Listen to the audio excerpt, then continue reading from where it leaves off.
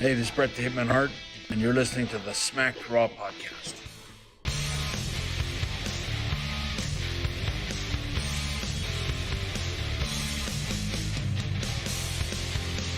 I'm like, okay, well, has this always been a thing? Where have I been? What's up, everybody? Welcome to the Smacked Raw podcast. Elimination Chamber Go Home edition for Friday Night SmackDown. We are your hosts, of course, Kyle Tyson, of course, Mr. RN. What's going on, RN? Not much. Let's go, boss man. Just trying to get excited for this Go Home show that was essentially a mediocre filler. It felt like a filler show instead of a Go Home show to a major pay-per-view. It felt like that second show after a pay-per-view. Kind of. There was some little stuff in there. We're not going to shit all over it. There was some little stuff in there, but they WWE can't help themselves to fall into certain tropes and trip over their own feet at times. But nonetheless, yeah, we'll get into it, man. There was some good stuff in there, like Daniel Bryan, Edge, everything that Edge did tonight, except for one thing, I was a fan of. And then, yeah, there was some stuff, maybe a potential heel turn. That we've been clamoring for a while. For sure. Yeah. If you guys are new to the show, we're a wrestling recap show. We cover WWE and AEW every week. You can catch us live on twitch.tv/puttingyouover, where we cover Raw, SmackDown, and AEW Dynamite. If you want to catch our live NXT recaps, you can find them over on twitch.tv/SmackDrawPodcast. We shoot all our shows, for the most part, all of our shows, within about 30 minutes after they go off air. So make sure to tune in live. However, if you can't make it live, you can catch all of our recaps on youtube.com/SmackedRawPodcasts. Hit that like, subscribe, and notification bell. Once again, I'm going to be saying it forever, man. I'm happy we passed 200 subscribers. Thank you guys. Yes, sir. Very much for helping us get to that point. And then, of course, you can find the audio version of the show pretty much anywhere you listen to your podcasts. I don't know what you do to help us out there. I always hear, like, leave a rating and review. Maybe share it on your social media. I don't know. We just appreciate the love and support that we get from everybody. Let's try something different, RN, because the show was kind of dragged. So I'll ask you, what was your highlight of the evening? SmackDown. Probably the ending, and then finally getting Otis turning heel. Yeah, buddy. That's some fantastic stuff, man. Otis with a little bit of edge on him. I like the new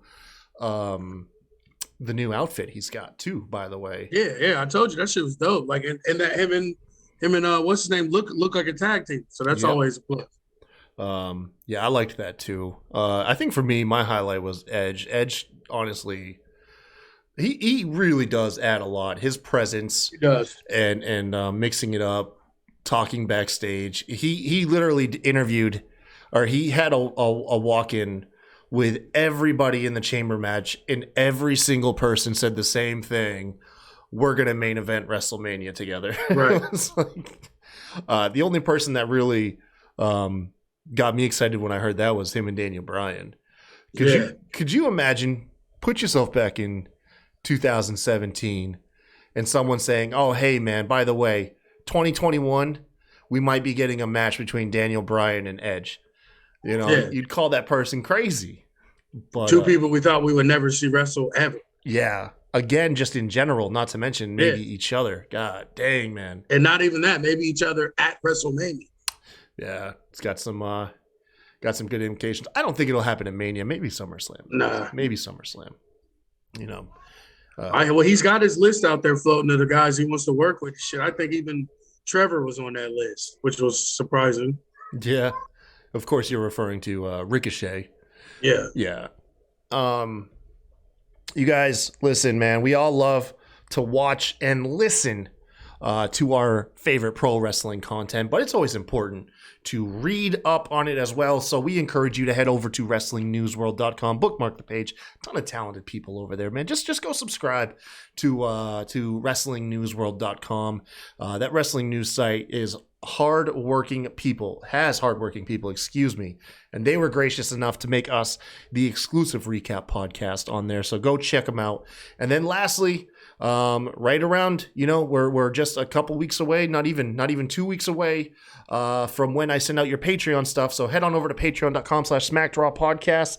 Get you some stickers, get you some t-shirts, get your video recorded unpopular opinion onto UWO. A lot of value in that. So head over there and give us your money. Oh shit. By the way, this is going to be a special podcast. We were going to do 2 episodes. We were going to shoot the recap podcast and then do a predictions episode. I think what we're going to do is RN and I will give our predictions at the end of the recap.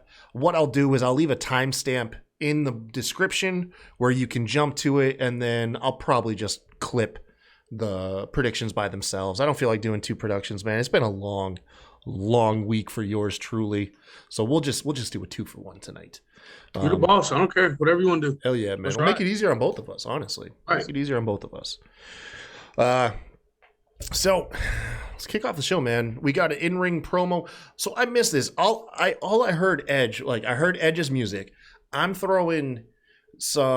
making me some chili macaroni and cheese with hot dogs. And then before I know it, Edge is like, I don't want to waste my breath, so I'm out of here. So, like, what did he say? He was only in the ring for like 30 seconds. I'm going to be honest with you. I missed the first probably about 10 minutes of the show. I was cooking too. Okay, so I don't feel like it was important because before he could exit the ring, Roman Reigns comes out, and Edge cuts one of the best promos I've heard him cut in a long time. Yeah.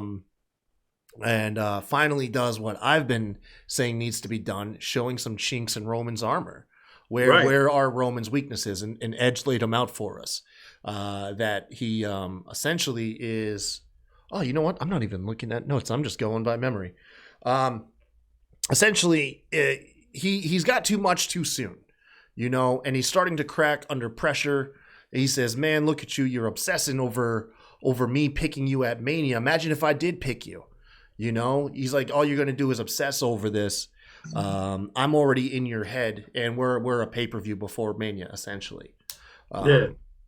Not wanting to be left out of the conversation, Sami Zayn comes out just to eat a super kick from Jey Uso. And then Roman Reigns, with his hands behind his back, loved the imagery. Just showing that, I'm not going to attack you. Hands behind the back, gets in Edge's ear, whispers something to Edge. Let me tell you something, bro. As a person that has been in a few club brawls, bar fights, shenanigans of that fucking type, anytime you see a dude put his hands behind his back and try and talk to you in your ear, normally a punch is coming after that. That's what I expected the whole time. I thought he was going to sleep Edge's ass after that, because anytime I've seen that happen in a bar or club, a punch was thrown. So I was glued to the screen. I thought that was when they were finally going to get them throwing at each other. If you ever want to see devastation with someone's hands behind their back, look up Jorge Masvidal versus Ben Askren in the UFC. Yeah. Jorge knocks out Ben Askren in 5 seconds, but beforehand, he literally smiles at Ben, puts his hands behind his back before delivering a Kinshasa and putting that dude to sleep, son. We got more stuff with Big E tonight. Now this was good and bad. This was good and bad. Big E goes to ringside to watch a match between Nakamura and Apollo Crews. Crews, of course, causing the DQ finish in last week's match between Big E and Nakamura. So they're having their match. To be honest, this is always one of my pet peeves. I understand commentary is supposed to push a story, but when you're arguing over the action on air, like that's taking place in the ring, and you're overwhelming the story that's taking place in the ring, then in my opinion, you're doing a bad job. You Yeah, know, absolutely. The main A lot story of should it play too- out in the ring. Commentary should add to it. Sorry. A lot of it is too is that I think sometimes Big E being who he is gets to everyone else, and they always feel like they have to be as big as his presence is, and that's what I always feel like. It hurts him at the same time as it being one of his biggest features is that he is so larger than life, but everyone else in the room feels like they have to puff their chest up to match his energy, and I think that's what happened on commentary tonight. Then the Apollo Crews promo before talking about his Nigerian ancestors and all that shit. I'm like, bro, who is writing this shit for him? Like who thought it's so terrible? Like you ruined me once you said he was the I'll say it once you said he was the Black Natty Neidhart. It's literally it ruined him for me. That's all I can see now. It's like put some fucking cat ears like that. Like he's terrible. Like what the hell was he even talking about? He was literally just rambling on. I didn't even catch his promo. I saw that you delivered a promo, but I figured it was a whole lot of nothing. It literally was. He said if Big E had said that to me or to one of my ancestors, he would have lost his tongue or some shit. I'm like, what? Oh, so why didn't you take his tongue? I don't. So That's so like weird. it made no fucking sense the whole time. I'm like, what? Like what? Yeah, that is weird. The whole time during the match, Corey Graves and Michael Cole keep pushing this whole like, are you going to keep wrestling Apollo Crews? You know, just keep hammering Big E, and Big E simply says he doesn't want to, and they just keep driving it down his throat during the entire match. I swear they didn't take a fucking breath. The whole time this match was taking place, it was nothing but, what if this happens? Could you fight Apollo Crews under this circumstance? What about this? And it's like, bro, like we get it. Less is more. You know what I mean? Just less is more. Like pepper it in when Apollo Crews looks like he might win or something, but don't. Or no, the real issue with it, was it wasn't so much how many times they did it. It was the fact that Cole and Graves were doing. Like if it was just Graves who's the heel, that makes sense. But when you got your straight man and the heel color guy saying it and doing all that shit, like it does. Like it would be different if Apollo 2 was the face. But he's a fucking heel. Like, why are y'all riding so hard for the bad guy that keeps ruining intercontinental matches? Like, your face champions right there. Like, it didn't make any sense to me. It was like it was like weird. You know what I'm saying? Like, but again, I think that goes back to Big E being who he is. Like, everyone feels like they have to match his energy, and like, I don't know. It was a cluster. It ruined that whole fucking match. It did. No, like it distracted from the entire match of what was taking place inside. Now, I don't remember any of the match. I'm gonna be honest. I don't remember any. Nakamura came up with a very clever win. I was actually it was impressive. He goes for an armbar, and in the middle of Crews trying to scramble out, he's actually able to transition to locking Cruz's leg up, and is able to pin him. It's a unique pin I have yet to see in WWE, and it came from an armbar. So I thought that was pretty cool. After the match, this is where the real story took place, and you could have just let this happen without all the unnecessary nagging on the commentary team, is that Crews post-match beating down Nakamura, goes for the steel stairs. Big E gets in his way. It tells him it's over, man. It's over. Pack up. Go home. Gets in his face. Very, very intense, like we've said, week in and week out. These two guys have such an intense amount of chemistry with each other and such a level of believability too, to that intensity, that I instantly was forgetting about the whole commentary. I was like, damn, why couldn't it have just been this? It could have just been this. Could have been it. That whole match was worthless. There was no reason for Big E to be out there. They should have just had the match and all this shit happen, and then Big E come out to stop him. Exactly. There was literally no reason for him to be there with a fucking TV dinner and his feet in a He gets his own couch now. You notice that? He gets his own couch when he joins commentary. My girlfriend said, why is he on a casting couch? Oh, that's a soundbite for the Smacking It Raw podcast. Right. Big E, like any unfortunate babyface, turns his back. Apollo Crews grabs the stairs, smashes E in the back. A very, very intense look as Big E is groaning on the ground. Nice imagery to him groaning, reaching up for Apollo's throat. Apollo Crews throws the stairs back into the ring, tosses E into the ring before he can hit him again. Ref gets in there, gets in the way. E rolls out of the ring, and nice original spot. You can't see E on the outside ring apron or on the ground, but it's implied. Apollo Crews walks over and drops the stairs on him, and E is stretchered out of the arena at that point. Like all of this was, it was so good that it pissed me off that, like you said, the commentary shit and that terrible promo that they had him do before the match, like all of that soured what this could have been. Yeah, like he clearly sucks in on the mic. Like either put him with Roman and him so Paul could talk for him, or just what does he need to talk for? He's big, he's fast, he's just as big as Big E, he's just as strong, just as powerful. Like what does he need to talk for? Like they love having their heels just be monsters and not say shit. Don't let this man talk. I hate saying that. I've been a proponent for him, been taking up for him for months. He just does not. It's just not it. It's just not it. I wonder if people backstage are seeing what we see. Because WWE's job is to make their stars look good. And the way you do that is you mask their weaknesses and you highlight their strengths. Right. With Apollo Crews, they're just throwing it all out there. We're seeing his weaknesses and strengths. You know what I mean? And I thought that too. I was wondering if it's more so them just throwing him in the deep end to see what he could do. But at this point, he's fucking drowning. Like anytime he's got a mic, it's like tying a cinder block to his ass and throwing him over a bridge. Like it's just. Now, hey, look, I'm a huge fan of all of his stuff with E. You know, right. Like the in-ring chemistry, right. their confrontations. I'm loving that. There's so much you could fix Apollo's weaknesses very, very easily, like you said. Just keep the mic out of his hand, or at least leave it very brief, right? You know, and don't overthink his promos, man. Let him just be, like I said, he's just evolving into a psycho. Is kind of what's happening. And my thing is don't tell me you can't do that because you did it for Roman for 15 fucking years. You don't need him to have all these clever quips.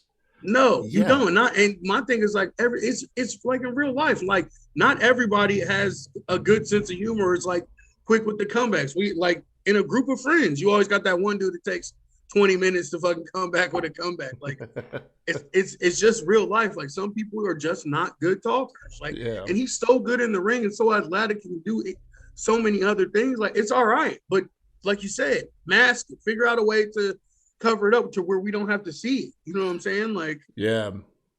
There was a couple more Big E stuff. Might as well just wrap it up in this because it was really weird. As E was being stretchered out, the next segment happened. Rollins comes out before he's even out the arena, but then later on, it was so awkward. We see E being loaded into an ambulance, but before the segment could end, they just cut to commercial. My thing was where the hell did that ambulance park at? It seemed like it took him 6 segments to get wheeled to the. No, they were just lingering. Man, it was like the paramedics just found catering. It was like, well, he's gonna be okay. Let's go grab a bite to eat. And then that 19 people stopping at the gurney as he's being trotted through all backstage. I'm like, bro, what is going on?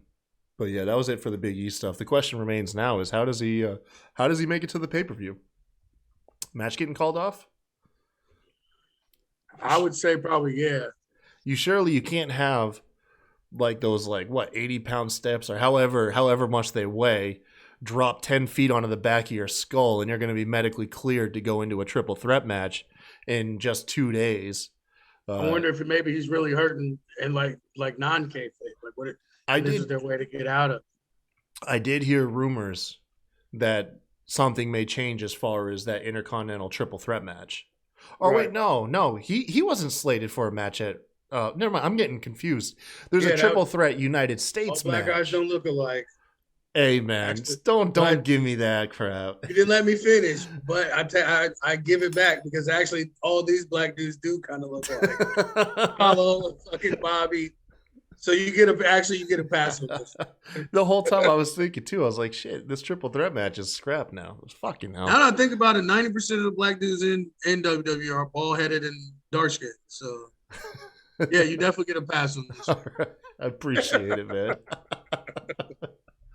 Oh shit. What was it? They didn't have a match there, did they? He didn't have a match lined up now. I didn't think so. I thought he did too for some reason. That's why I said, well, maybe this is their way to kind of like sweep under the rug that he doesn't have a match there. Nah, they're gonna bring this to Mania now. At this point, it's gonna be him and Apollo Crews at Mania. Yeah, it'll be a pre-show. Yeah. What'd you think of the Rollins promo? The whole. He essentially believes he's a good guy and that he has the support of the people for his vision. I'm into it. And most bad guys feel this way in their heads anyway. They always think that they're the hero in their story. But my thing is, like, if you're going to keep doing this, eventually you do have to give him some disciples. Like, he can't just keep coming out by himself every week doing nothing. Like, the disciples was really the best part about it. What to me, like, made it pick up steam is that finally he talked all this shit about the greater good and all this other shit, and then now he finally has some people that actually believe it. So it made his cause and it made all those stupid ass promos, it made them more believable because he actually convinced someone to follow him and to listen to him. So to me, I think that's essential to this character is he has to have some disciples for it to actually be anything. Because if not, it's just like one of those like crazy ass dudes you see like in New York or LA with a Bible in the corner, just like yelling at scripture at people that walk by. Like, what the hell is this crazy dude talking about? I don't know, man. I didn't even know what the hell Rollins was talking about. He just recaps. So the whole, they're going to be marketing Embrace the Vision. That's essentially this version of Rollins is Embrace the Vision. What that vision is, I believe he believes he's going to elevate the status of SmackDown. Newsflash, bro, it's been Roman elevating the show. Right. But hey, I'm not saying I'm not interested, especially the idea that once we get the chamber match wrapped up, we're going to get this Rollins and Cesaro feud, which that should produce some banger matches out of that one, you would think. Rollins is going to sell the shit out for Cesaro. Oh, hell yeah. He's going to flop all over the ring for that dude.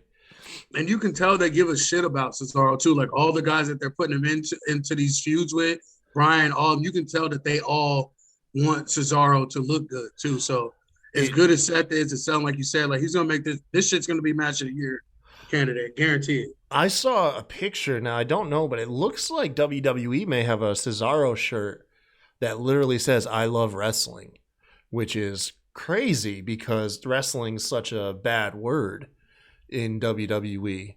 Right. And so I'm wondering if that's official WWE apparel. I'm gonna have to look it up. If it's that was also part of his that promo that he did on Talking Smack. Yeah, that he loves wrestling. Yeah. So you know how they are. They throw their morals out the window when it comes to cashing in on merchandise. So it's true. Hey, I wouldn't be surprised if they did. That's very true. So yeah, but yeah, embrace the vision. I just realized how like all these things are so short that this is going to be a really brief show. Thank God we're doing 2 things on this episode because it is going to be brief. Edge, I mean, do you want to run down all these backstage things into one instead of chopping them up? Because that's normally what we do on the NXT thing. If they spread some shit out through the whole show, Katie just combines them all into one thing. Yeah, might as well because they chopped up Edge running into all the participants individually backstage and having some type of back and forth. For instance, he appreciates Kevin Owens' tenacity and his ability to get back up. Shout out to Kevin Owens for wearing the Bivens Enterprises shirt, though. Did you catch that? Fire. Corbin shows off his expensive suit and watch. Pair Ric Flair up with Corbin. It didn't dawn on me till I saw that suit. Someone else had said that to me. And that watch. What could you do to like capitalize on some of that. And yeah, somebody else had said that. Like, Flair, I'm not saying it needs to be a big thing, but maybe like a month or two, and let Corbin take something away from that, like the suit and watch thing. That could be something, man. And the thing about that is too, why that came off so well is because that's actually Corbin in real life. Yeah, like he collects expensive watches. He wears sushi. He really does expensive ass meat. He's always grilling. He really does think he's the best looking guy in the fucking room at all times. Like that's it. That's really him. It's funny how people actually responded to being yourself turned up to 1,000. What a funny thing.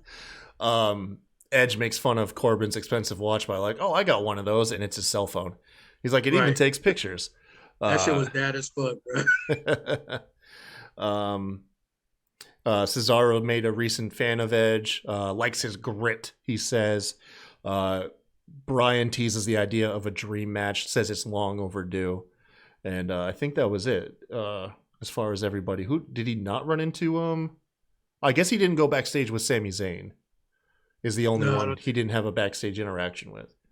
Okay. It looks like he just didn't have any of the heel. Well, I guess Corbin was. Corbin. So, yeah, Corbin. Who was the other heel in them? Oh, Jey Uso. Yeah, he didn't have anything with Jey either. Okay.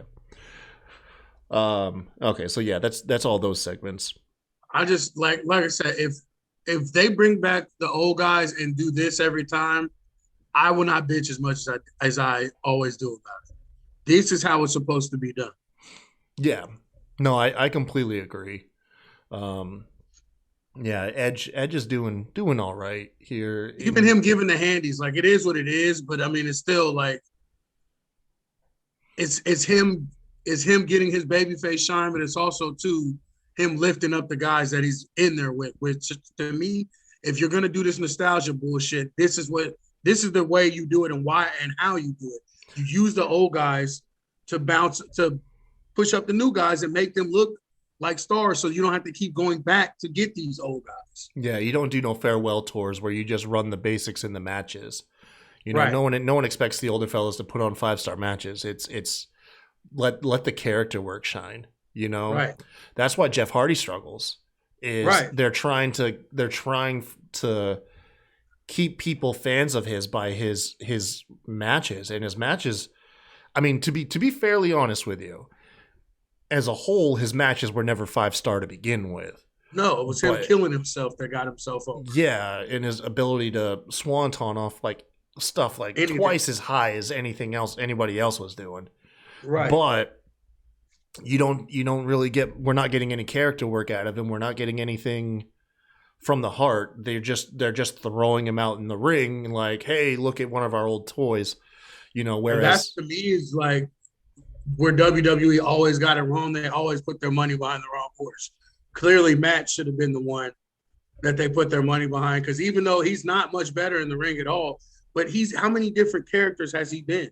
Yeah. And how many different characters can he be? Like, that's an old person. Like, again, somebody that you use to trot out to be a manager, jump in the ring every once in a while. Like, but like, how much mileage could they have got out of Matt Hardy if they had put all that behind him instead of Dope-Head Jeff? And not to say AEW is utilizing him perfectly, but they are giving him stories with younger guys. The Private Party, Hangman Page, they're creating stories instead of here's a match with this person, here's a match with that person. You know, you recognize. And how many different characters has he been in AEW since he's been there? He's already been like three at least. Yeah, he's been at least 3 or 4. He's been released in, and then just himself, kinda, and then now he's Big Money Matt. So just in less than a year, he's already used 3 different characters, and you know he probably has 10 in the bag. Yeah, I'm not gonna lie, I'm really coming around to Big Money Matt. I wasn't a fan at first, but it's really growing on me lately. Even his music I thought was super jarring, and even his entrance song is now growing on me. Yeah. But anyways, that's a different show altogether. We get essentially a nothing tag match. However, I am going to highlight one nice thing about this.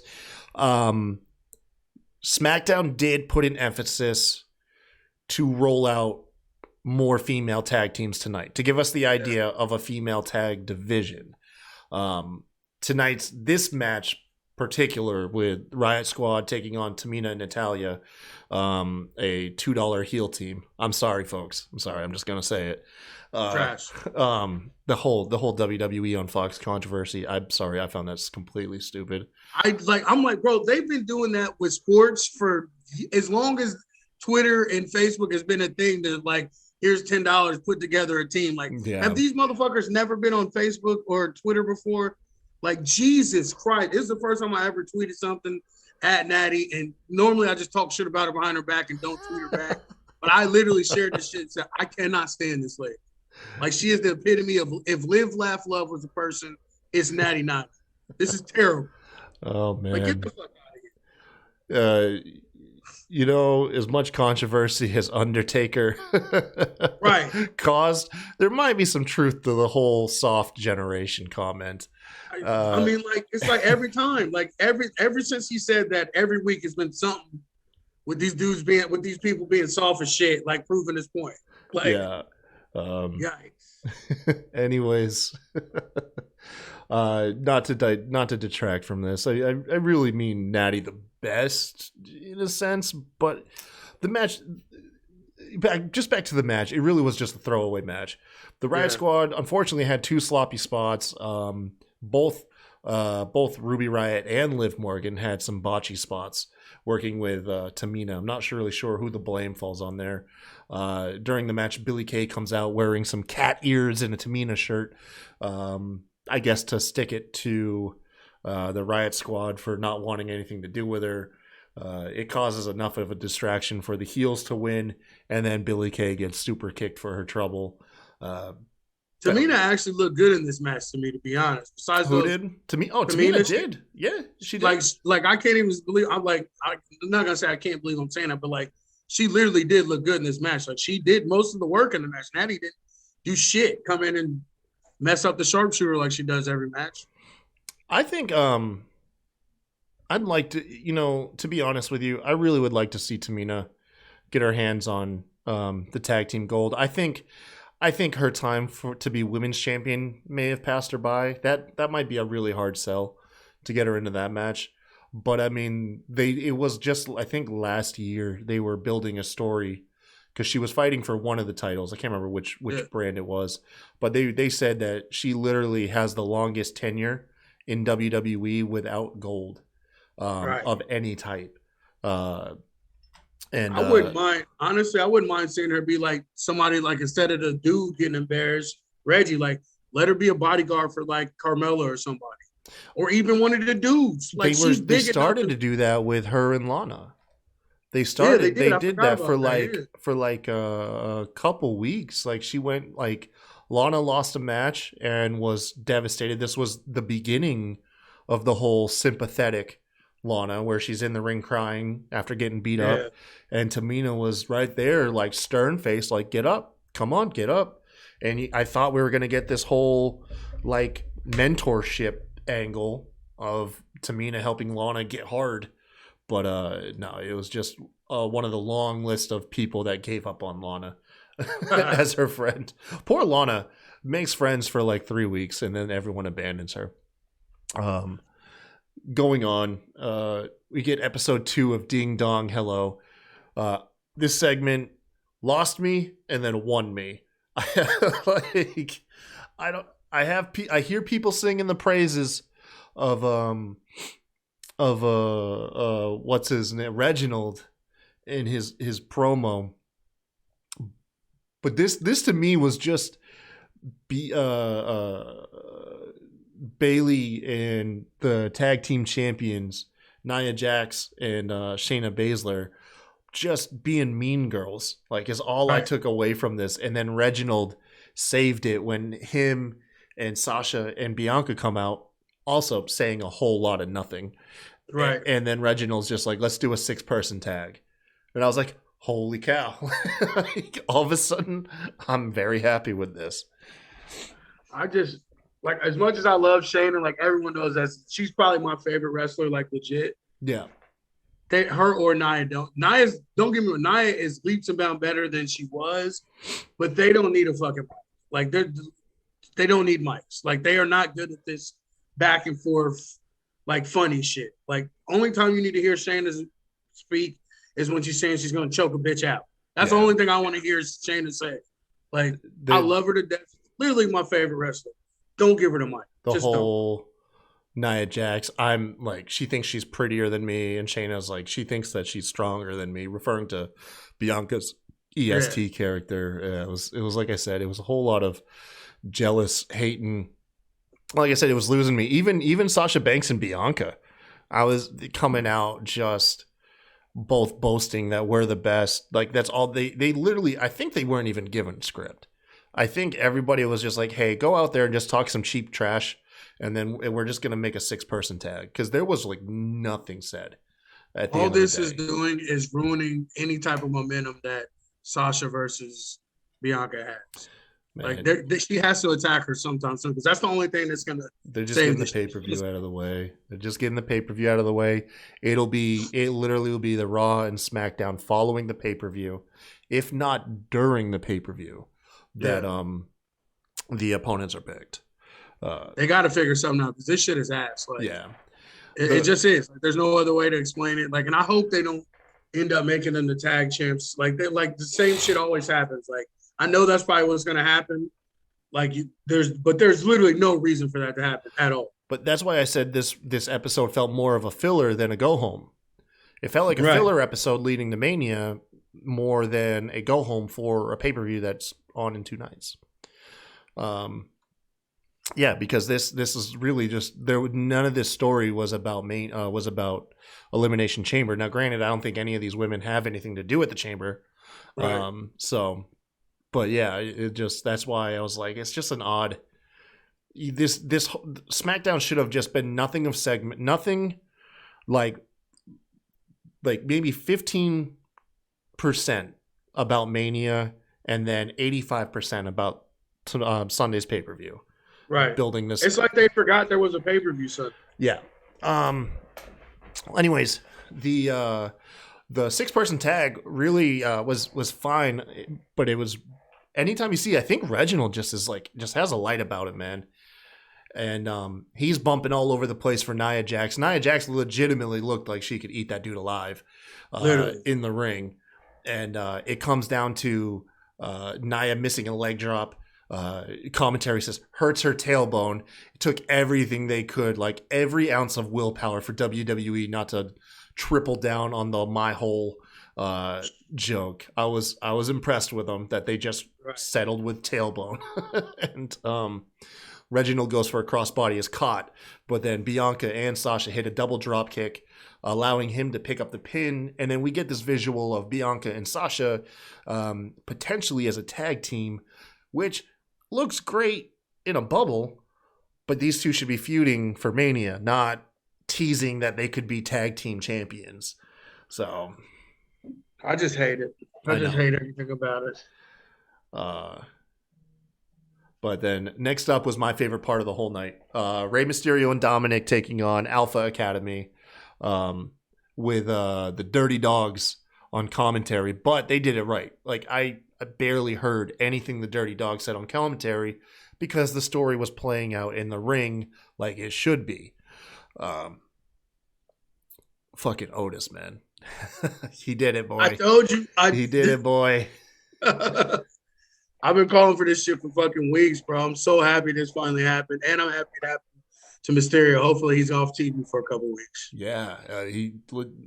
Otis. I always wondered what a heel Otis would look like. And you know what it is? It's just Otis with no self-awareness to the harm that he's causing his opponent. No.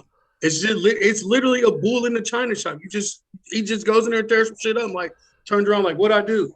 Yeah. Like, that was it. We didn't get no like weird character change or nothing. It was just Otis laying on legitimate damage. Instead of settling for the caterpillar, he hits a world's strongest slam, which, by the way, nice to see that move come back. And commentary said that I think they said something along the lines that Mark Henry's blushing somewhere, and then Otis hits a splash. Both of those moves from Otis to Rey legitimately made Otis look super dangerous. Yeah. Just a simple World's Strongest Slam and a splash on a small opponent. And a splash off the second rope too. He got some hops up there. Like it wasn't like he did a Samoan style splash too. He got his feet up, got the hands behind his back. It wasn't one of those like overly cautious big men. No, he was confident in the air. He knew what he was doing. He knew he could hit it. Yeah, he'd been practicing that. That's my thing about Otis. Like as much shit as I talked about him over the summer, like I always said, like he has it. We just don't know what the hell it is. And I said it's gonna take a heel run for us to get and see what he really is. I mean, because he might only be like 5'7", 5'8", 300 pounds, but that motherfucker is all strong, bro. He was in the match last week. He caught Dawkins in midair, held him, and then threw him over his head, suplex like he was nothing, like he was race size. Like so, with some heel shit behind that, like that, we could finally get something from Otis besides him being comic relief. Yeah. So the way the match played out was just Otis was hitting the splash. Full of excitement, Chad Gable comes in and encourages Otis to keep going, keep splashing Ray until the ref counted out Gable for being in the ring and disqualifies them. But that the match is not what mattered. It was this Otis. You know what I'm hoping for is that WWE, please don't overthink this. The way that Otis's character reminds me of him being a bad guy is, do you remember that old ass 90s Street Fighter movie starring Jean-Claude Van Damme? Did you ever watch that? Yeah, well, yeah, you remember the thing. movie, right? Do you remember when Zangief realized he was a bad guy? Like, but what I'm saying is, let Otis be Zangief. Let him just be fighting along Gable, thinking he's just doing a good job, not realizing the damage he's doing, and just that he's a bad guy by just the disregard to people's safety. Like that's it. Right. Like I'm into it. Yeah, don't overthink it. I don't need an Otis promo about how people laugh at him on social media, or about how Mandy Rose is taking pictures with Bad Bunny and he's paying something. Just let Otis wrestle. Let him disregard the safety of his opponents. What I was thinking, let him be American Alpha. Yeah. Like literally, like why American Alpha never really talked shit. And if they did, Gable was the one talking. Jason Jordan never said shit because he was terrible on the mic too. But like, just let them go the hell out there and wrestle and beat the shit out of him. Let him be heel by association. Right, literally. Yeah. Oh, it's so good though. It was so good. He looked like just like 100 times more dangerous. Just from hitting splashes, not stopping, not dancing, not doing nothing, just putting work in, putting damage on Ray. It was gorgeous stuff, man. I loved it. And it was so brief. I was hyped. Like I said, I've been calling for this for how long? Yeah. Backstage, Cesaro and Daniel Bryan are running down their strategy when Owens approaches them and says, hey, you want to strategize? And they said that they already were. They're trying to avoid Owens stunnering them. And essentially then Daniel Bryan's running down Owens' track history of turning on people, the likes of Kofi Kingston when he was Big O, Sami Zayn. And then he's like, someone else, I can't remember. He's like, I should have made a list. Nice little nod to Chris Jericho. That was clever. Owens retorts. He's like, hey, man, I want to win the match tonight. Don't worry about stunners tonight. Maybe Sunday. Maybe you guys can worry Sunday. But tonight, we're good. And then, that was it. Afterwards, Carmella unhappy. Thank God they at least explained that Carmella exists. She's unhappy with Reginald. Threw some wine on him. Whatever. Just do what you got to do to explain why he was in a 6-person tag with Sasha Banks and Bianca Belair. And then we got the main event. What'd you think, man?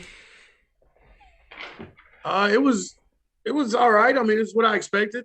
I knew it. We had talked about it in the group chat. Like we knew Edge was going to get something that was going to happen to him, but it was a normal 6-man tag. I mean, it was a nothing. I love those.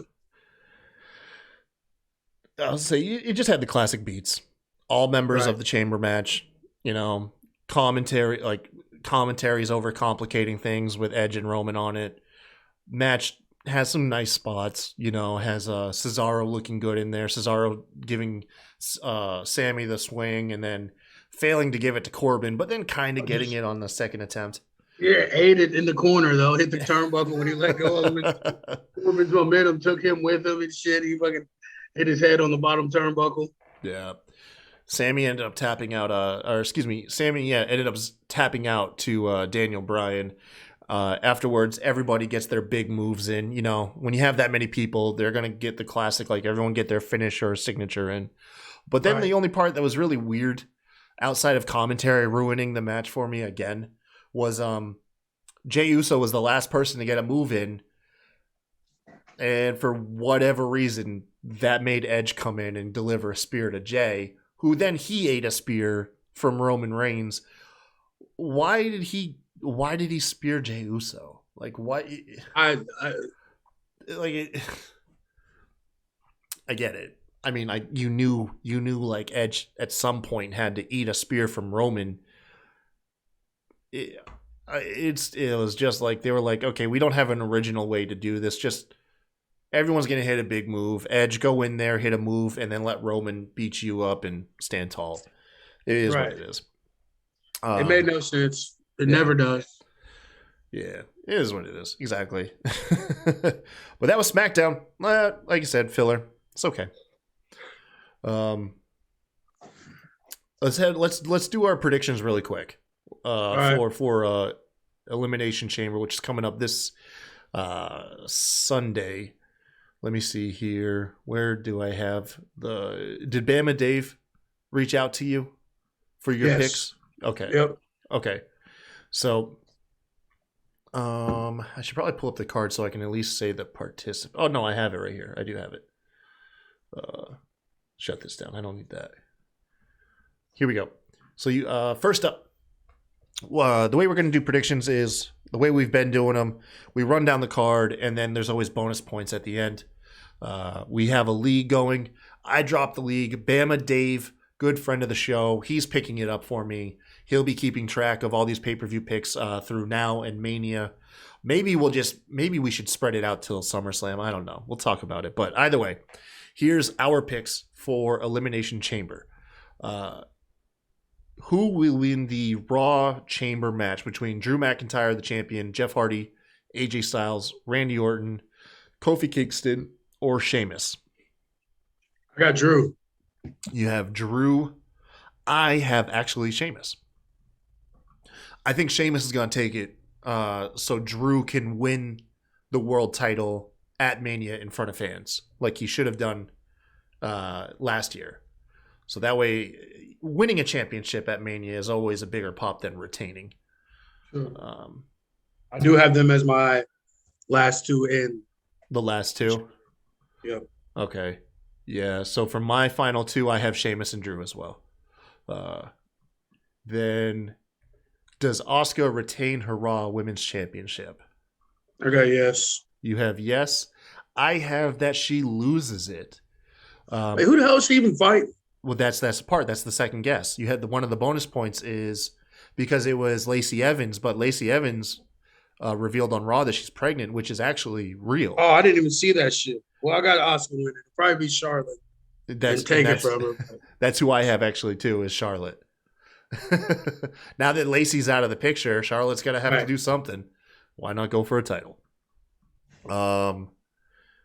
The U.S. triple threat match, which is not the triple threat intercontinental match I was thinking all night. The other black guys.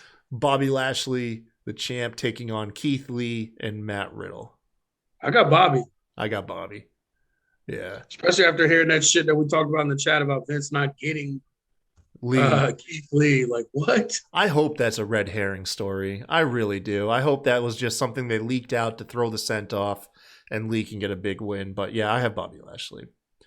Then the SmackDown side of things, their chamber match, Daniel Bryan, Jey Uso, Cesaro, King Corbin, Sami Zayn, or Kevin Owens. This one's tricky. I got Bryan winning, and I got him and KO the last two.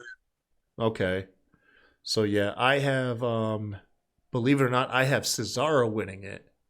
I went back and forth. Yeah. I went back and forth on it. Who'd you say the final two were? KO and Daniel Bryan. Yes, I was between these three guys so many different ways. Yep. I have Bryan and Cesaro as the last two. I just went with my gut. I always second guess myself, and that's why I end up sucking ass in these things. So I just went with my gut on everything. First thing that came to mind, that's what I put down. Right. Then you also have, does Roman Reigns retain? And if he does, or just does Roman Reigns retain, and then does the match exceed 5 minutes? That's the over-under. I got Roman retaining, and then I have, yes, it will go over 5 minutes. I got the same thing as you. Does Edge, now the last two bonus questions, does Edge challenge, does he reveal his opponent at the pay-per-view itself? I have him going for the Universal. No, not who does he go after? Yes, does he lay out his challenge at the pay-per-view? I'm going to say yeah. Yeah, so you say yeah, he does lay the challenge out. After what happened tonight. Yeah. Nah, I don't think they will. I think they're going to save him. I think WWE won't be able to contain themselves, and what they'll do is he won't challenge at the pay-per-view. Instead, they'll announce ahead of time the date that he will actually reveal who he's challenging, because WWE can't help themselves. They want to build hype for their shows. That's true. So I say no. And then lastly, how many times does the 24/7 title change hands? I put 6. Nice. 6. So if you're right, that's 6 points for you. I have 3. I have a much more conservative. I should have went shorter, but the last couple pay-per-views, it was only like 1 or 2 times. So at some point, they always have that one where it's like 19 of them in one night. So maybe they'll do that at Mania for like the Andre the Giant Battle Royal. That's what I'm thinking. Like it was going to be some. Because I'm going to take it. Why have they not taken advantage of that? Like at the Royal Rumble or the Battle Royal, you could literally have a story within those matches. You could have people getting eliminated from the Rumble while winning and trading off the 24/7 championship, or the same thing in the Battle Royal. You can do the same thing. I feel like for Royal Rumble, though, they take that too serious to have that. To have like a gimmicky, yeah. That's probably why he popped up in the Women's Rumble. Right. With it this year. Now, not officially not a part of the predictions pool, because Bama and I forgot about it, but we'll just include it here because it is like an obvious bonus question. Does The Miz cash in? I don't think so. Yeah, I don't think so either. I think he's cashing in at Mania. My gut is at Mania or post Mania. Yeah. So yeah, me and you both the same on that. All right, cool. Yeah. That's our predictions, man. Let us know what your predictions are in the comments too. Make sure to hit us up on @SmackDrawPod on Twitter. What your predictions might be, and then also send us your unpopular wrestling opinions. That stuff's catching on, man. I have a lot more flooding in.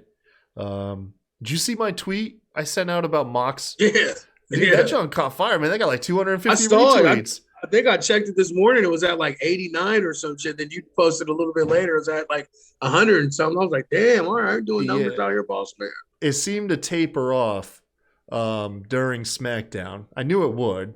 Let me see here where it's currently sitting at. It says it's at 1.3 thousand likes and 248 retweets. Hell yeah. Yeah, it's my high score. It's my high score for Twitter right there. Anyways, thank you guys for joining us, man. We'll catch you at the pay-per-view on Sunday. I think it'll be myself. Hopefully Sebastian will be joining us. And then, I don't know, we'll figure out maybe a third person for the show. Yeah, because I was going to do it, but Young Kings asked me to come back to do theirs. And I said, yeah, I forgot. Oh, man, you better not defect our end. No. Because you know how I am. I ride it out. Hell yeah. But like always, you guys, until next time, y'all have a good one. Peace out, y'all. Kind of like it better like that, doing the prediction like right there.